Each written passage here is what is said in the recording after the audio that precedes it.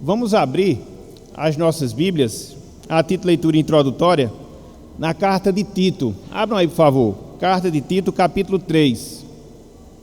Tito, capítulo 3. A gente vai ler do versículo 4 até o versículo 7. A título de leitura introdutória.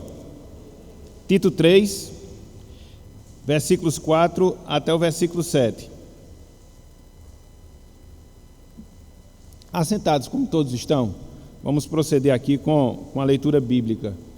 Diz o seguinte a palavra do Senhor: Quando, porém, se manifestou a benignidade de Deus, nosso Salvador, e o seu amor para com todos, não por obras de justiça praticadas por nós, mas, segundo sua muita misericórdia, Ele nos salvou mediante o lavar regenerador e renovador do Espírito Santo, que Ele derramou sobre nós ricamente, por meio de Jesus Cristo, nosso Salvador, a fim de que, justificados por graça, nos tornemos herdeiros, seus herdeiros, segundo a esperança da vida eterna. Segundo a esperança da vida eterna. Até aqui, até o versículo 7, que o Senhor nos abençoe e que Ele aplique a sua santa palavra em nossos corações. Amém. Meus irmãos, meus amigos, hoje a gente vai dar sequência ao estudo que nós iniciamos na semana passada, que tem como título Crescimento Espiritual ou Crescimento na Graça. Na verdade, é a segunda parte de uma longa série que nós iremos, com a graça do Senhor, estudar. Então, conforme nós anunciamos e passamos o aviso para os irmãos, hoje a gente vai trabalhar a segunda parte desse estudo, que tem como título Condição para o Crescimento Espiritual.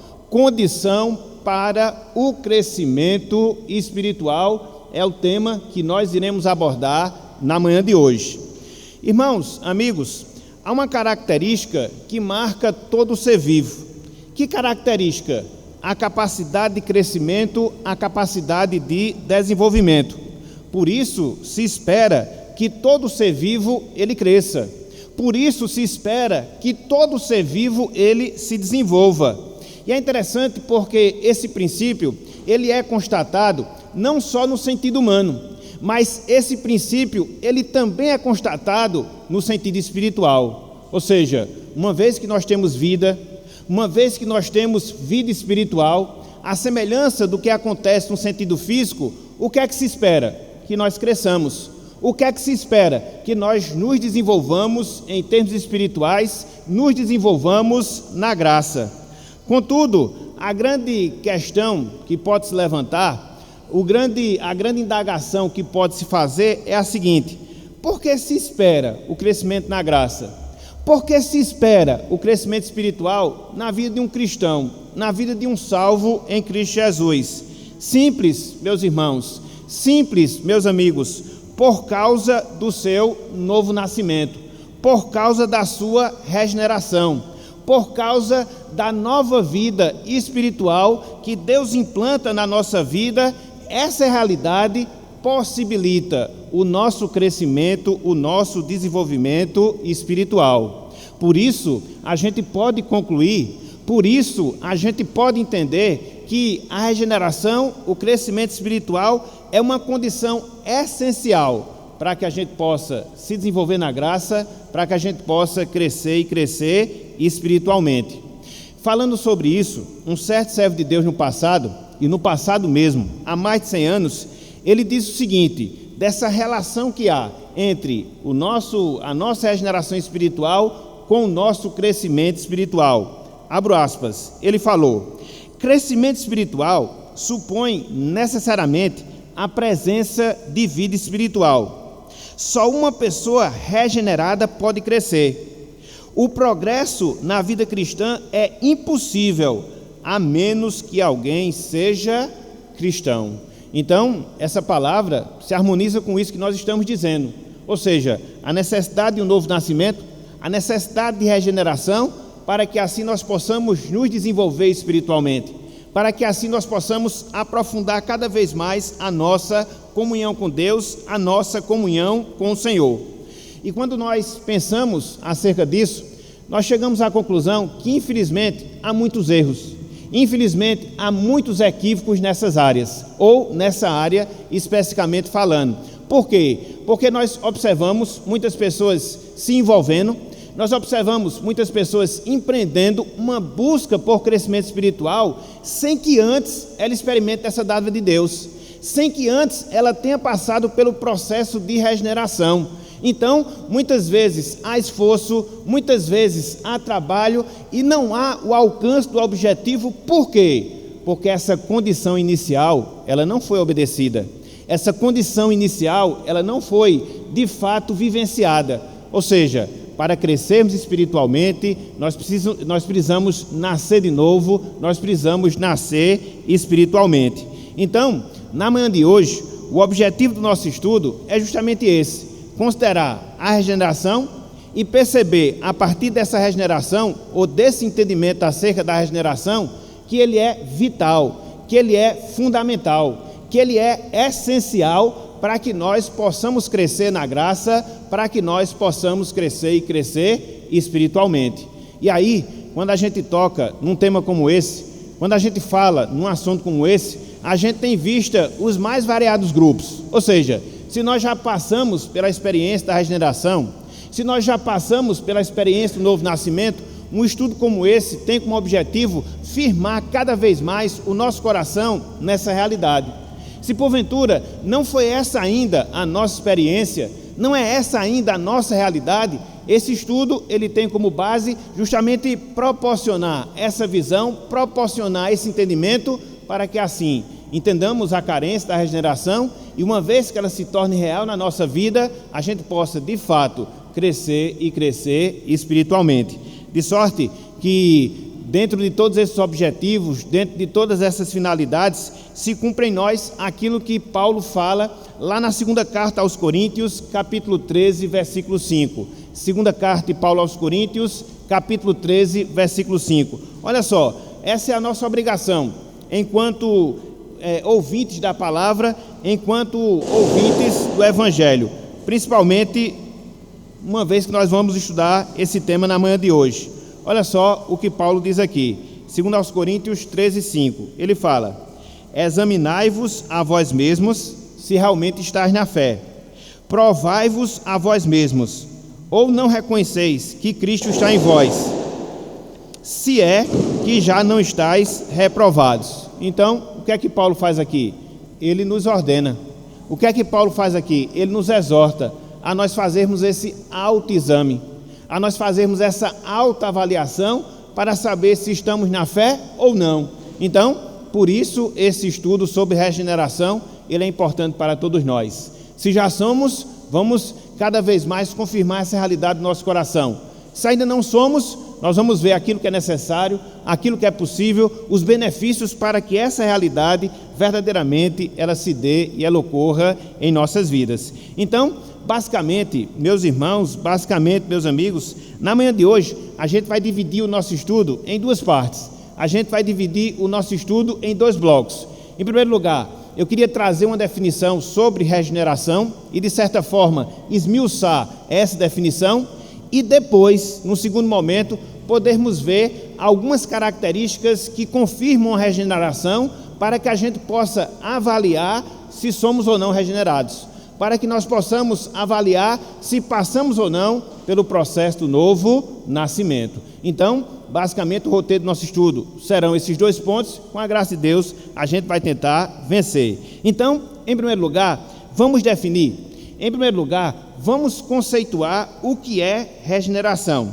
Afinal de contas, entender o que é regeneração nos leva a ver a sua importância para o nosso crescimento espiritual. Entender o que é ser regenerado, entender o que é passar pelo processo do novo nascimento, nos leva a ver com mais clareza, nos leva a ver com mais facilidade o que nós devemos fazer para nos desenvolvermos na graça. E é interessante porque quando nós observamos essa questão da regeneração, nós percebemos, meus irmãos, nós percebemos, meus amigos, que há muitos conceitos errados que há muitos entendimentos equivocados do que seja o novo nascimento, do que seja a regeneração. Por exemplo, para alguns, regeneração é uma mera aceitação das verdades do Evangelho. Ou seja, uma vez que você escuta a palavra, uma vez que você escuta o Evangelho e você tem uma aceitação geral, infelizmente muitos entendem que isso já se trata de regeneração, que isso já se trata de novo nascimento. Não necessariamente. Muito embora, conforme nós sabemos, seja importante nós ouvirmos a palavra, até porque Paulo, lá em Romanos capítulo 10, versículo 17, ele diz que a fé vem pelo ouvir e ouvir a palavra de Deus. Contudo, esse ouvir não é um mero aceitar, esse ouvir é um crer, esse ouvir é um confiar no seu sentido genuíno, no seu sentido verdadeiro. Até porque, meus irmãos, meus amigos, quando nós olhamos, por exemplo, o Evangelho de Jesus ou o ministério de Jesus, nós observamos que durante o seu ministério, muitas foram as pessoas que, no sentido geral, no sentido humano, até aceitaram a sua palavra, até aceitaram o seu evangelho, sem contudo terem abraçado verdadeiramente a palavra do Senhor. E a gente vê casos assim, a gente vê exemplo nesse sentido. Olhem só, Evangelho de João, capítulo 2. Abram aí, por favor. Evangelho de João, capítulo 2. Versículos 23 e 24. Isso aqui é muito importante, meus irmãos, principalmente nos dias de hoje. É preciso nós ouvirmos a palavra? Sim. Contudo, não é só o mero ouvir, a gente tem que avançar no sentido de crer salvificamente nessa palavra. Por quê? Alguns ouviram a palavra de Cristo, na verdade viram até os sinais que ele realizou, sem contudo terem sido verdadeiramente salvos por ele. Vejam aí, Evangelho de João capítulo 2, versículos 23 e também o versículo 24. Evangelho de João capítulo 2, versículos 23 e também o versículo de número 24. Olhem só o que nos diz aqui a palavra. Estando ele em Jerusalém, quem? Jesus.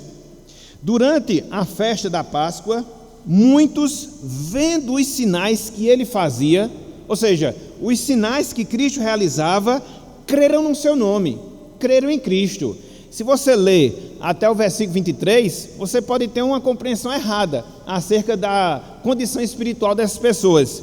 Eles creram, eles viram, mas veja só o versículo 24, o complemento que ele dá. Mas o próprio Jesus não se confiava a eles, porque conhecia a todos.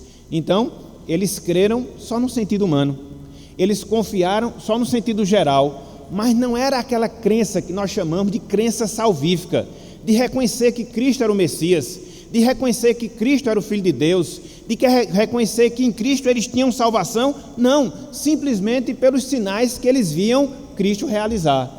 E o texto diz que por causa disso, o próprio Cristo não se confiava àquelas pessoas. Então, essa crença genérica, essa crença geral, que não é necessariamente novo nascimento, que não é necessariamente regeneração. Isso a gente vê no Evangelho.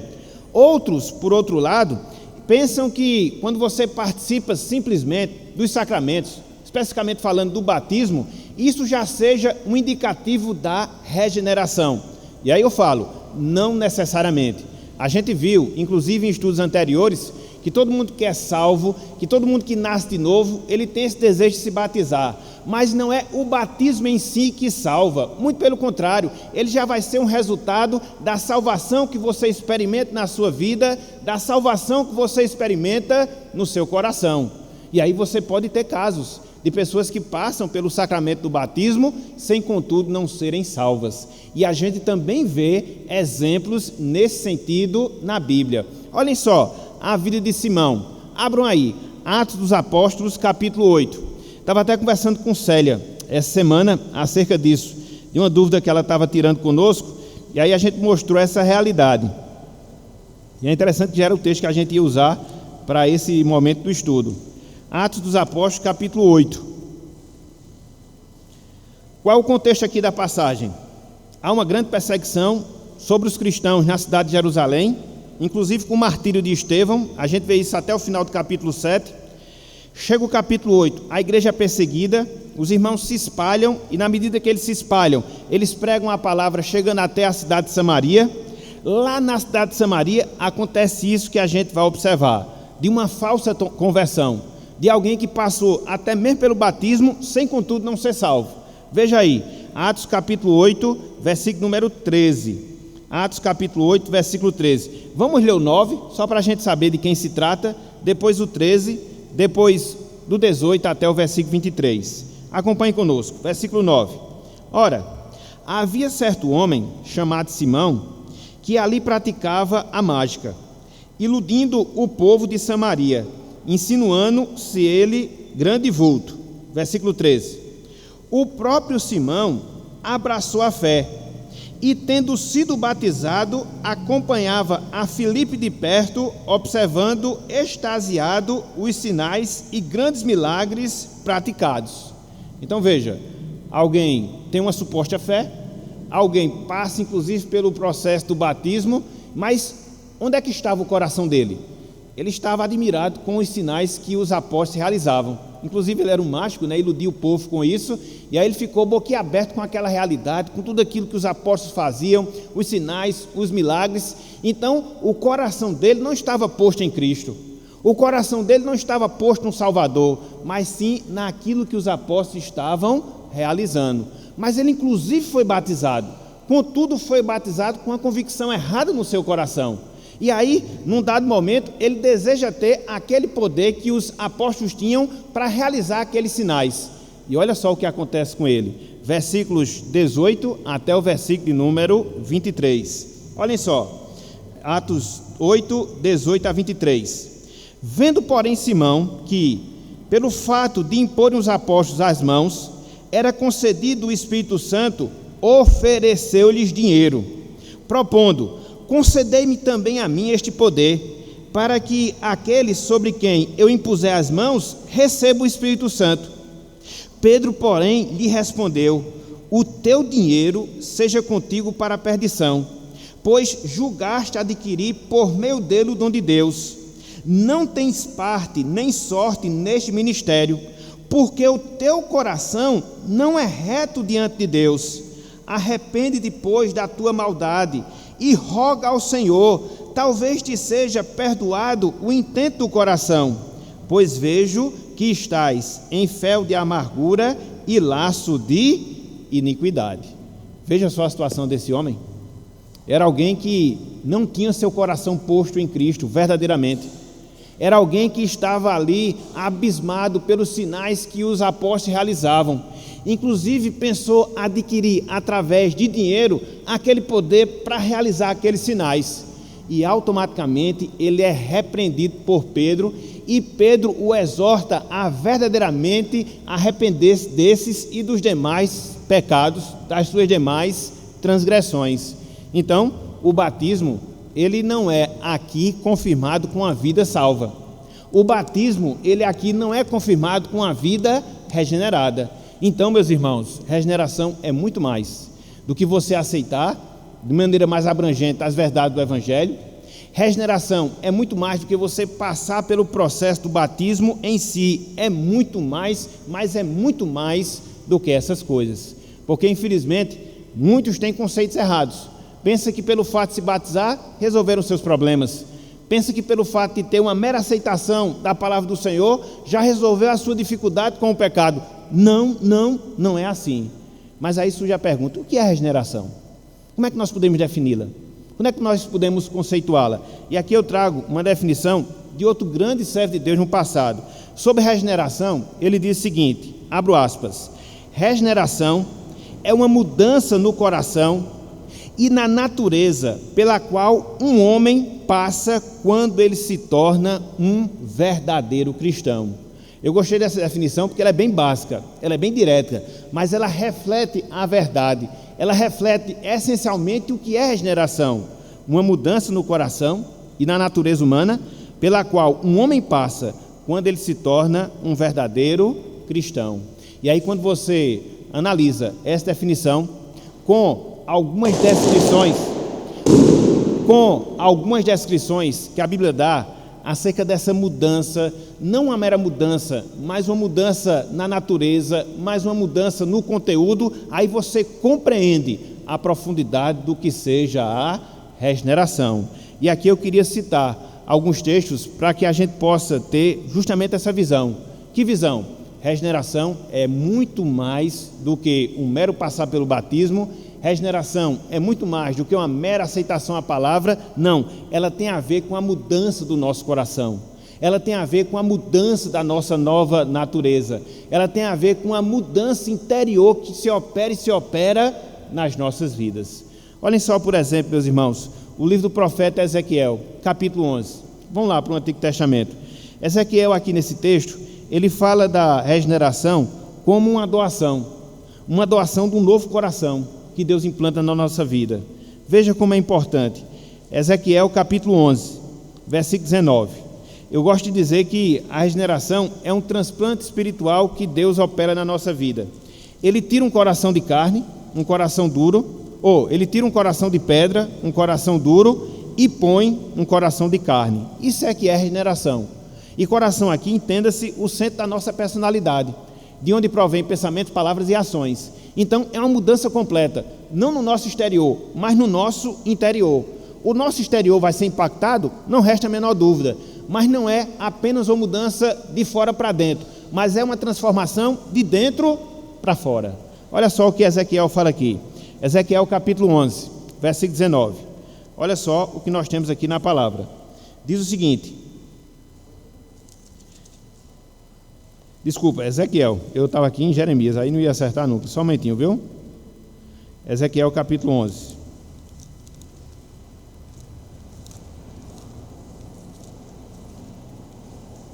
Isso, olha só o que diz aqui a palavra. Ezequiel 11, 19. Dar-lhes-ei um só coração, e espírito novo porei dentro deles. Veja, tirarei da sua carne o coração de pedra, e lhes darei coração de carne. Isso é o que é regeneração.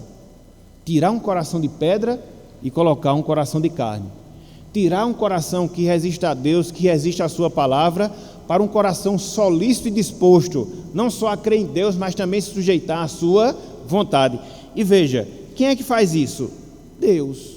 É Ele que faz essa operação.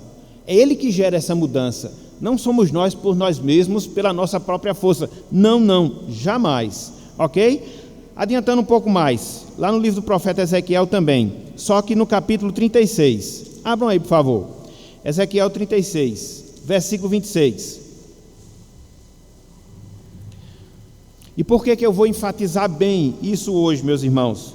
Para que a gente possa entender justamente essa verdade. O crescimento espiritual, ele segue uma condição. E qual é a condição? Regeneração. Por isso a necessidade de nós compreendermos. Ezequiel 36, versículo 26. Olha só o que Deus mais uma vez fala através do profeta. Veja: dá-vos-ei coração novo, e porei dentro de vós espírito novo. Tirarei de vós o coração de pedra, e vos darei coração de carne. Mais uma vez, um transplante espiritual operado por Deus. A retirada de um coração de pedra e a colocação de um coração de carne. Então, é assim que a Bíblia descreve a regeneração. É assim que a Bíblia descreve o novo nascimento. Uma doação de um novo coração, dada por Deus, operada pelo Senhor. Mas não só isso. Se a gente aprofunda mais a nossa visão do que seja regeneração dentro da perspectiva bíblica, a gente vai ver que a Bíblia descreve a regeneração como um processo de ressurreição espiritual. A Bíblia descreve a regeneração dentro de um processo de ressurreição espiritual. Abram aí, Efésios capítulo 2. Efésios capítulo 2. A gente sabe que existe ressurreições no sentido físico, né? São coisas extraordinárias. A gente vê isso na Bíblia, basicamente. E o que é isso? É você receber uma nova vida no sentido físico. Mas a Bíblia também fala de nós recebermos uma nova vida. Em que sentido? No sentido espiritual. E é assim que a Bíblia fala da regeneração. É recebermos essa nova vida no sentido espiritual dada por Deus. Efésios 2, versículos 1 e 5. Efésios 2, versículos 1 e 5.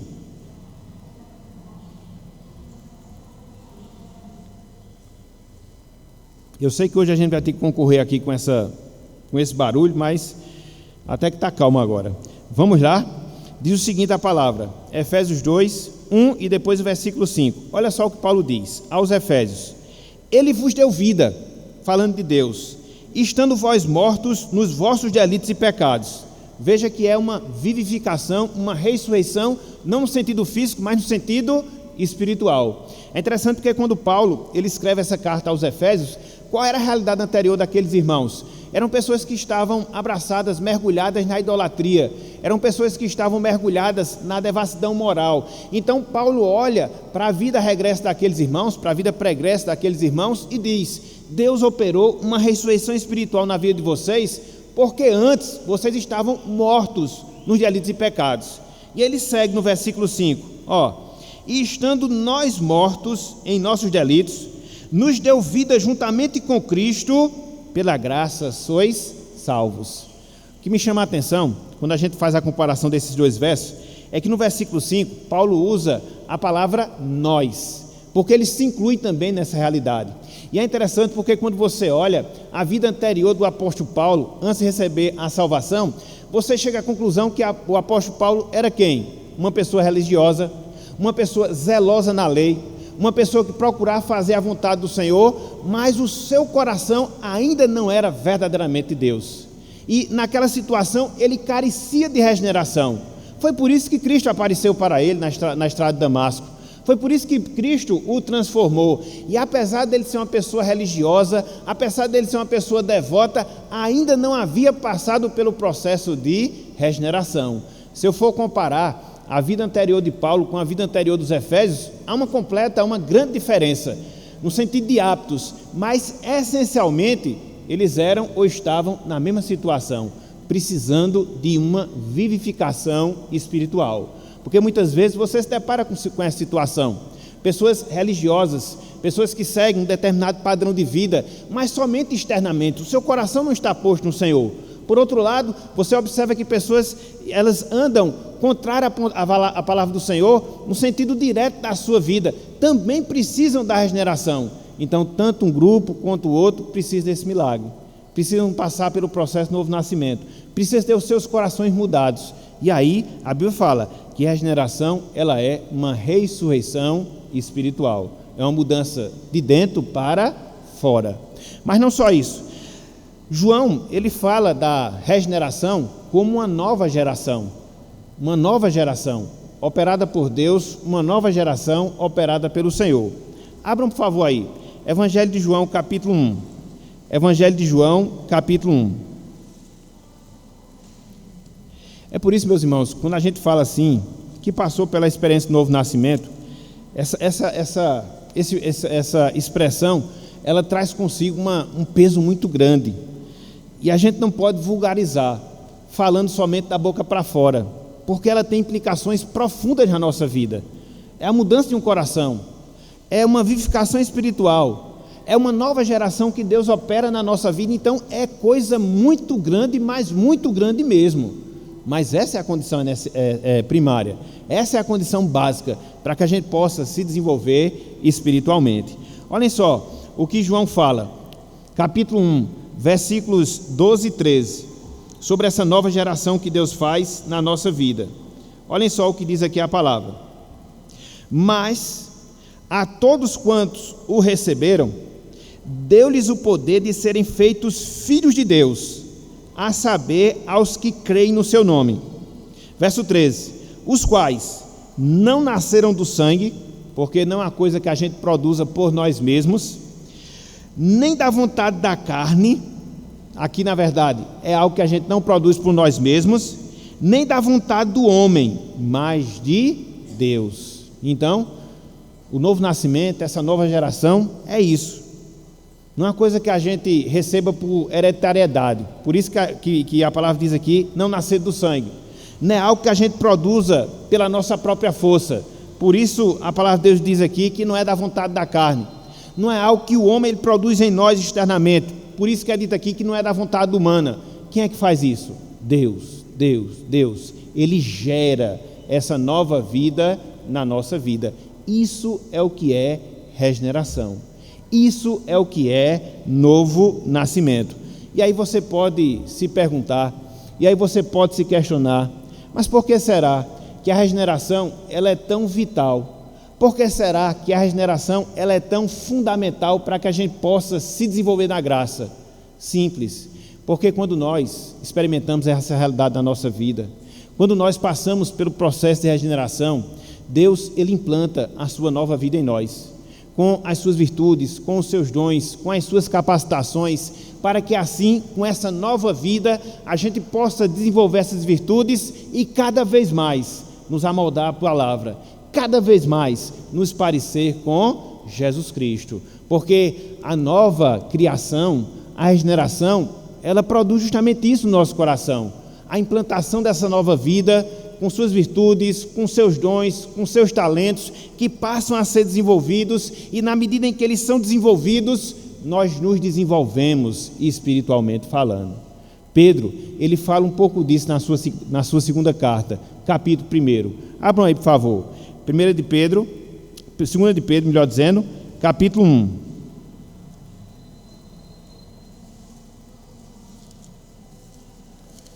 Por isso, a importância do novo nascimento, porque ele traz consigo a implantação da nova vida, e dentro dessa nova vida, a capacitação para a gente poder se desenvolver espiritualmente. É uma obra completa, meus irmãos, que Deus faz na nossa vida. É uma obra completa que Deus faz no nosso viver. 2 Pedro capítulo 1, versículos 3 até o versículo 8.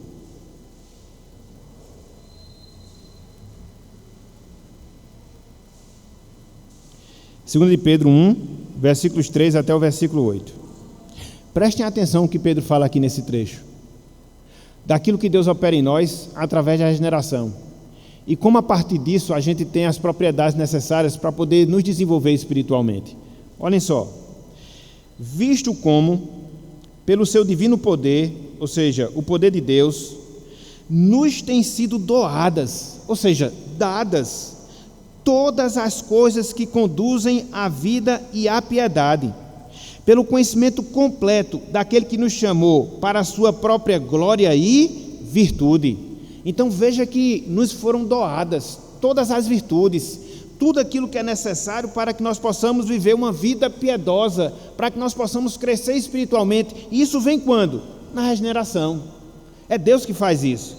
E ele segue, pelas quais nos têm sido doadas as suas preciosas e muito grandes promessas, para que por elas vos torneis coparticipantes da natureza divina, livrando-nos da corrupção das paixões que há no mundo. Meus irmãos, veja que coisa fantástica. A partir da nova vida que Deus coloca na nossa vida pela regeneração, nós nos tornamos coparticipantes, participantes juntos da natureza divina, da natureza do próprio Deus. Por isso nós somos capacitados a nos desenvolver espiritualmente. Por isso nós temos essa necessidade da regeneração. Nós não podemos fazer isso da nossa carne. Nós não podemos fazer isso da nossa vontade. Nós não podemos fazer isso baseado na nossa própria capacidade. Não, nós somos incapazes. Somente Deus operando na nossa vida. E ele segue. Por isso mesmo, vós, reunindo toda a vossa diligência, associai com a vossa fé a virtude, com a virtude o conhecimento, com o conhecimento o domínio próprio, com o domínio próprio a perseverança, com a perseverança a piedade, com a piedade a fraternidade, com a fraternidade o amor. Então tudo isso passa a ser realidade na nossa vida. Por isso que Pedro fala aqui que nós nos tornamos coparticipantes da natureza divina. E qual vai ser o resultado de tudo isso na nossa vida? Ele vai falar agora no versículo 8. Olhem só. Porque estas coisas, existindo em vós, e em vós aumentando, fazem com que não sejais nem nativos, nem frutuosos no pleno conhecimento de nosso Senhor Jesus Cristo. Essas coisas existindo em nós e em nós aumentando. Veja que elas não só existem, elas crescem. Veja que não só elas estão sendo reais na nossa vida, elas se desenvolvem. Foi aquilo que a gente falou um pouco na semana passada. Então, essa questão espiritual envolve esse aspecto. Não é só você ter, mas você desenvolver. Não só é você se apropriar, mas você fazer com que elas progridam cada vez mais na nossa vida. Isso de fato é que é crescimento espiritual. Então, por isso a necessidade da regeneração.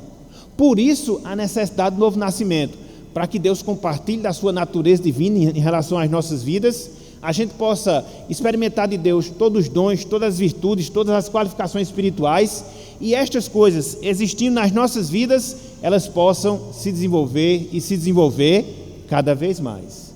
É assim e é por isso que nós precisamos passar pelo processo da regeneração.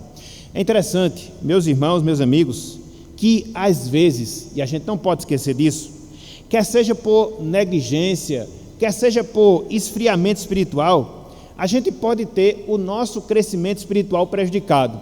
Quem aqui não já passa por isso? Quem aqui já não passou por isso? Às vezes você não cultiva a vida espiritual como deveria cultivar, às vezes você negligencia alguns deveres espirituais na sua vida e você vai sentindo os reflexos disso na sua vida com Deus. E aí vem a mornidão espiritual, vem a frieza em relação às coisas do Senhor.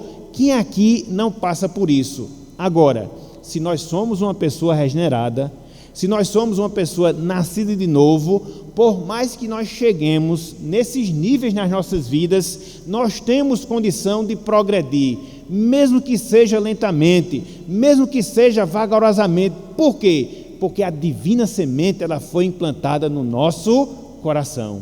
E isso é importante nós sabermos. E isso é importante nós conhecermos. Porque, via de regra, ao longo da nossa vida cristã, a gente passa por depressões espirituais, né? Por baixas na nossa vida espiritual. E aí, o que é que acontece? Não somos salvos? Não.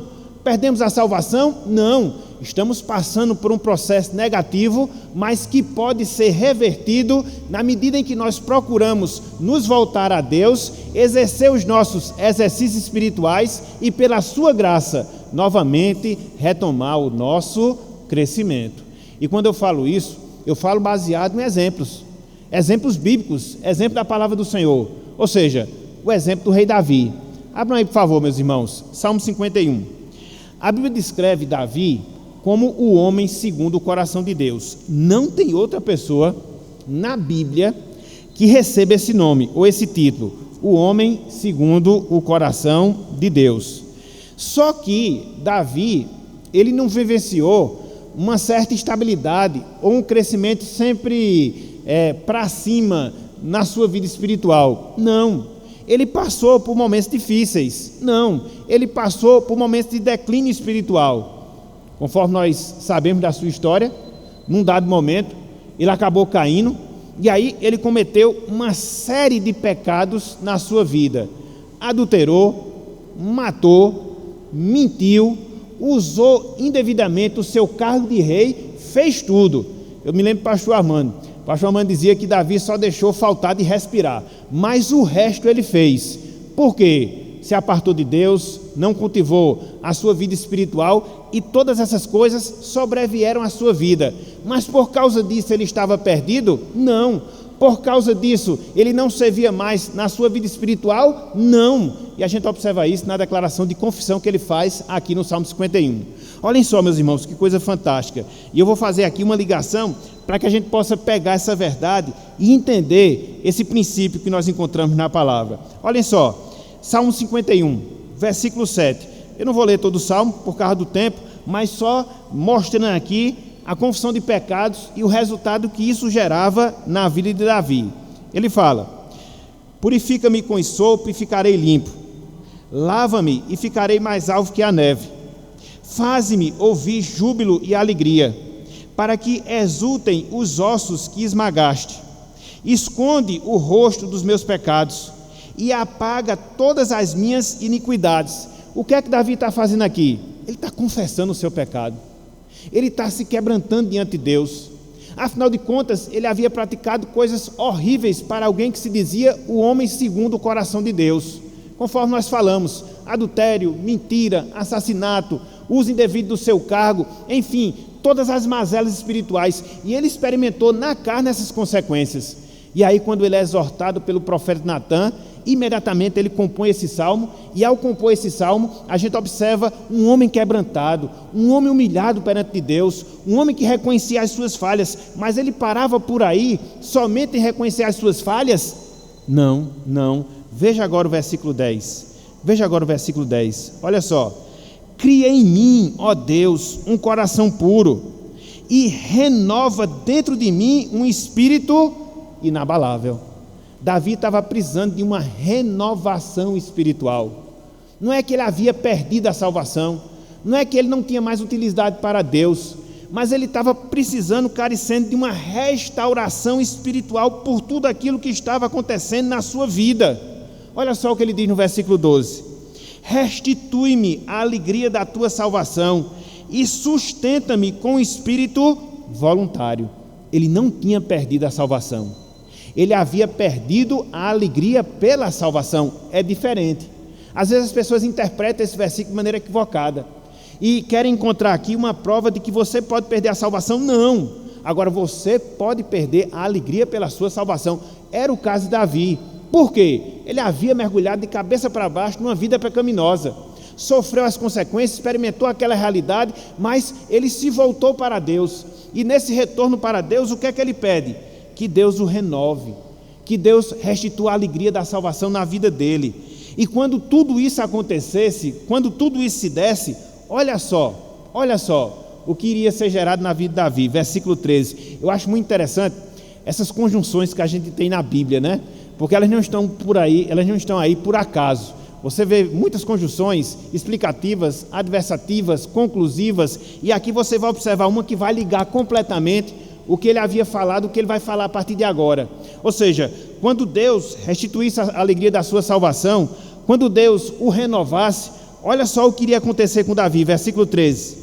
Então, depois que ele passasse por esse processo, ensinarei aos transgressores os teus caminhos, os caminhos de Deus, e os pecadores se converterão a ti. O que é que Davi fala? Eu vou ser ainda um instrumento útil nas mãos do Senhor. Eu vou ensinar a palavra de Deus àquelas pessoas que estão desobedecendo a Deus. A minha vida não se finalizou com o meu pecado, a minha vida não se finalizou com a queda, mas uma vez que eu sou restaurado, eu vou ser útil novamente para Deus, eu vou ser útil novamente para o Senhor. Essa é a perspectiva que nós devemos ter da nossa vida cristã. Afinal de contas, ninguém é perfeito, meus irmãos. Quantos de nós não erramos? Quantos de nós nos falhamos? E parece que é uma coisa: quanto mais você aprende, quanto mais você absorve, mais você está sujeito a errar e mais você erra. Às vezes acontece isso, parece que é até uma contradição, mas não é realidade. Mas os nossos erros, eles não devem servir de desculpa para que a gente possa ficar estagnado, parado e não querer mais se desenvolver espiritualmente. E não, muito pelo contrário, a gente tem que seguir o roteiro. Qual foi o roteiro que Davi seguiu aqui? Chegou diante de Deus, confessou o seu pecado, clamou por uma restauração espiritual, e quando ela se desse, ele iria ser útil novamente à causa do Senhor. Ele iria ensinar a palavra de Deus, ele iria ser útil na proclamação da palavra. Mas não só isso, olha só, versículo 14: livra-me dos crimes de sangue, ó Deus, Deus da minha salvação, e a minha língua exaltará a tua justiça. Eu louvarei novamente ao Senhor, eu exaltarei novamente a Deus, quando Deus me perdoar os pecados. Então, é isso, meus irmãos. Por isso a regeneração, ela é tão importante. Davi era um homem regenerado, desviou-se do caminho do Senhor. Contudo, não era o fim para ele, não era o fim para Davi. Havia uma vida ali gerada, havia uma vida colocada por Deus no seu coração. E por mais que ele tivesse desobedecido a Deus, se afastado dos caminhos do Senhor, havia possibilidade para que ele pudesse retornar ao primeiro amor. E é assim que nós também devemos enxergar a nossa vida. Uma vez que nós somos regenerados, passemos pelo que nós passarmos, há ainda esperança para cada um de nós, desde que nós façamos aquilo que a Bíblia determina, desde que nós façamos aquilo que a Bíblia requer para cada um de nós. Então, é isso que a Bíblia nos ensina acerca da regeneração. E aí, nós entendemos que para que cresçamos na graça, para que nós cresçamos espiritualmente, qual deve ser a nossa primeira preocupação? Qual deve ser a nossa primeira responsabilidade? Avaliar se nós já nascemos espiritualmente. Essa deve ser a nossa primeira preocupação. Não importa o que você deseja ser, não importa aquilo que você deseja fazer, não. Em primeiro lugar, o que você tem que fazer é avaliar a sua vida e concluir ou não se você já passou pelo novo nascimento. Se sim, aí você dá a largada ao seu crescimento espiritual ou você retoma o seu crescimento espiritual. Porque pode acontecer isso. No caso de um novo convertido, ele vai iniciar o processo de crescimento espiritual. No caso de alguém que já nasceu de novo, ele vai retomar o processo de crescimento espiritual. Mas aí a gente vai seguir dentro dessa perspectiva, baseado nessa realidade. Que realidade? Que nós nascemos de novo, que nós nascemos de Deus.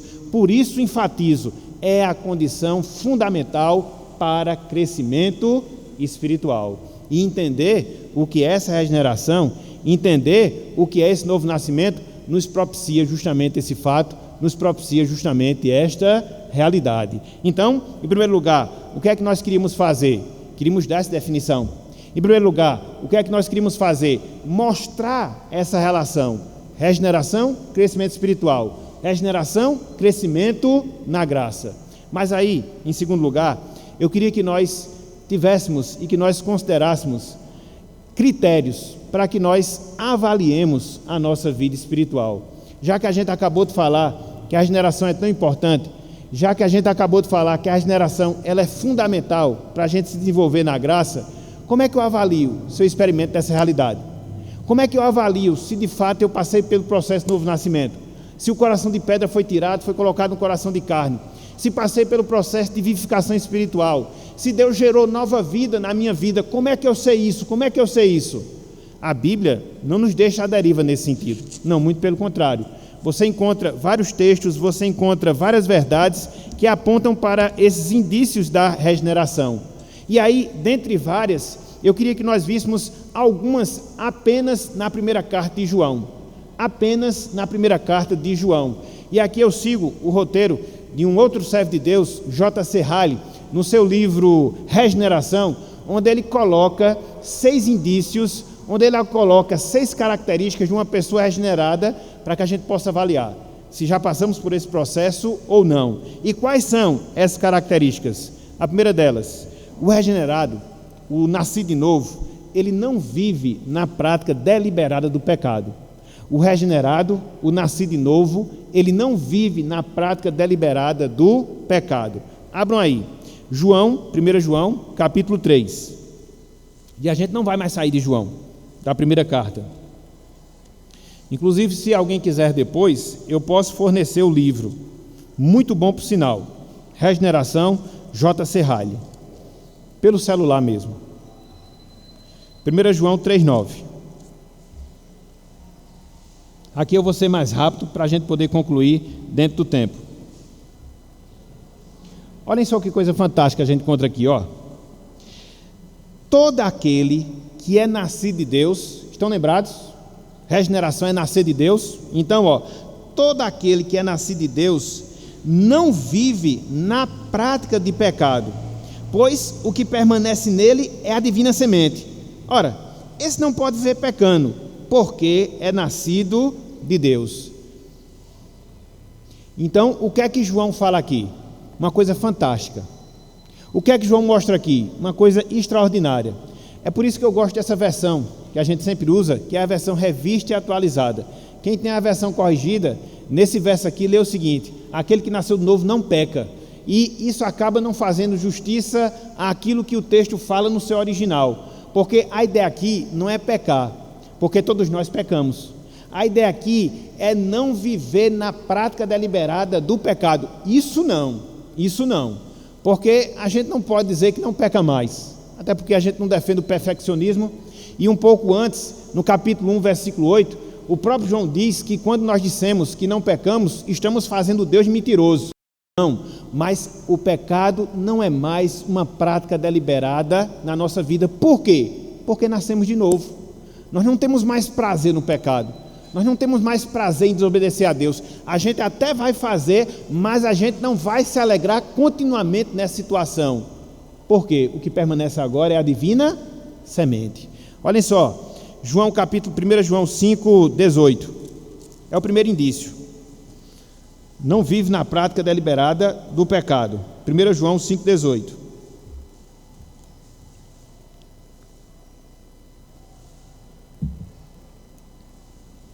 Olha só o que diz aqui, ó. Sabemos que todo aquele que é nascido de Deus não vive em pecado. Olha só. Antes, aquele que nasceu de Deus o guarda, e o maligno não lhe toca. Então não vive em pecado. Essa é a diferença de um regenerado para um não regenerado. O não regenerado, ele vai pecar, continuará pecando e se satisfará continuamente no seu pecado. O regenerado não. Ele pode até pecar, mas não vai se alegrar com o pecado na sua vida. É o primeiro indício. O segundo, o regenerado, ele crê que Jesus Cristo é o único Senhor. O regenerado, ele crê que Jesus Cristo, ele é o único Senhor. 1 João 5,1. Olha só o que diz aqui a palavra. 1 João 5,1. Todo aquele que crê que Jesus é o Cristo, veja, é nascido de Deus. E todo aquele que ama ao que o gerou, também ama ao que dele é nascido. Então, qual é o indício aqui de quem é nascido de Deus? Ele crê que Jesus é o Cristo, o Salvador, o enviado de Deus. Na prática, ele tem plena suficiência na pessoa de Cristo. Ele encontra satisfação na pessoa de Cristo. Ele não quer mais nada, ele não quer mais ninguém além do próprio Salvador. Mais ou menos é aquele sentimento que Pedro ele teve lá em João capítulo 5, versículo 58, quando Cristo olhou para os discípulos, depois que a multidão deixou Jesus, pelo fato de ele ter sido duro no seu sermão, Cristo chegou para os discípulos e disse: e vós, não quereis seguir-vos?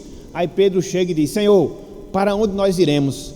Se só tu tens as palavras de vida eterna, ou seja, se só tu me satisfaz, se em ti eu tenho plena suficiência, então é assim que nós cremos em Cristo. Esse é um segundo indício de quem foi regenerado, de quem nasceu de novo. Em primeiro lugar, ele não vive na prática deliberada do pecado. Em segundo lugar, ele crê que Cristo é o único Senhor. Em terceiro lugar, o regenerado, ele vive uma vida justa.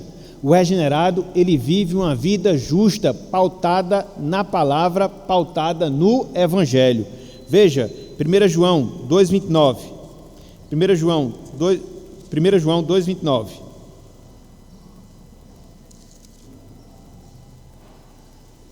É interessante que todos esses textos você encontra aqui em João, porque ele enfatiza muito isso: nasci de novo, nasci de novo, nasci de novo, nasci de novo.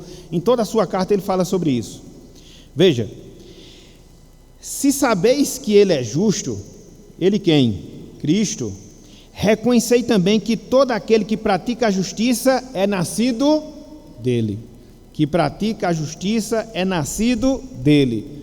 Um cristão, ele tem consciência dos seus pecados. E talvez, com exceção de Deus, é a pessoa que mais tem consciência dos seus pecados. Luta com eles. Ora para que Deus possa capacitá-lo e ele venha vencer esses pecados. Mas é alguém que estará sempre buscando fazer a vontade do Senhor. É alguém que estará sempre se esforçando para agradar a Deus, para se sujeitar à sua palavra. É alguém que estará aqui numa luta incessante contra a sua própria natureza, contra a sua carne, contra o mundo, contra o diabo, mas tem o propósito sempre contínuo na sua vida de fazer a vontade do Senhor, de andar na justiça. Eu achei interessante, meus irmãos, uma frase que John Newton falou. Ele era um pregador, né? Ele foi convertido ao Evangelho. Ele era um mercador de escravos e depois se tornou no ministro do Evangelho, inclusive compositor cristão. Ele falou o seguinte, dessa realidade, dessa luta que nós temos, mas sempre buscando o caminho da justiça. Ele diz o seguinte, abro aspas: eu não sou o que deveria ser, não sou o que eu espero ser, não sou o que eu espero ser em outro mundo, mas ainda assim sou o que costumava ser, e pela graça sou o que sou. Então, a gente não é aquilo que deseja ser. A gente não é aquilo que é para ser. Porque quando você olha para a palavra, às vezes você vê um abismo quase que intransponível. Mas há no nosso coração uma centelhazinha viva, ativa, nos levando a fazer a vontade do Senhor, a procurar obedecer a sua palavra e a ter isso como propósito na nossa vida. Essa é a diferença do salvo. Essa é a diferença do nascido de novo. Então, é o terceiro indício. Mas não só isso. Em quarto lugar, um regenerado, ele nutre amor pelos seus irmãos. Um verdadeiro amor pelos seus irmãos. Um regenerado, um nascido de novo, ele nutre amor pelos seus irmãos. Olhem só aí, 1 João 3,14. 1 João 3,14.